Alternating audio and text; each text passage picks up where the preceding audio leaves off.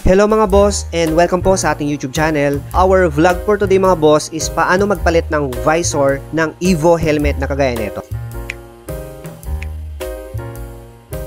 So yun mga boss, pagka magpapalit po tayo ng visor ng Evo helmet, andito po yung pinaka-lock mechanics ng Evo helmet, kabilaan po yan. Lately lang kasi mga boss, nabali yung hook ng ating visor kaya nadidetach po siya. Minsan kasi mga boss, bilang mga rider no, hindi maiwasan na mahulog po yung mga helmet po natin kaya ganito yung mga nangyayari sa ating visor. Eto na mga boss, pagka nagtatanggal po tayo ng visor ng ating Evo helmet, dapat po nakaangat po na ganyan. And then, yung sinabi ko kanina, yung pinaka-lock mechanics niya, i-press down natin or i-pull down natin. Yan, ito po, itong tinuturo po natin.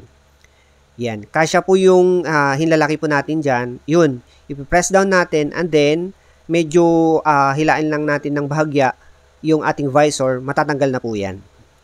Ito mga boss, yung lock mechanics niya. Ito yung ginawa natin kanina, yung pull down or press down na ginawa po natin. And the same sa kabila, ganun din po. Para ma-detach yung visor na tatanggalin po natin. Ito mga boss, tuloy-tuloy lang tayo. Ang ipapalit po nating visor sa ating Evo helmet is clear visor po. Para kahit gabi or malakas ang ulan, okay pa rin to, maliwanag pa rin. Actually mga boss, free to or kasama sa package nung binili po natin.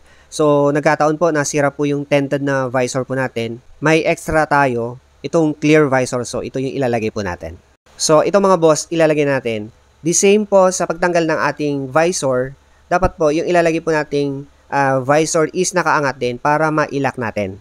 Eto mga boss, para madali nating mailagay yung visor, dito sa area na to, yung visor na ilalagay po natin, yung pinakadulo nun, meron po yung dalawang hook, kabilaan po yan, yung parang pinakatainga niya. So kabilaan po yan ito, itong tinuturo po natin. So yan, itatapat natin yung isa dun, parang i-shoot na natin, na nakaangat. Hindi po naka-close ha, nakaangat na ganyan-ganyan. So, ganito mga boss, I hope na nakikita nyo ng maliwanag po sa video po natin. Isasalpak na natin yung pinaka kabilang tainga niya doon po, yun.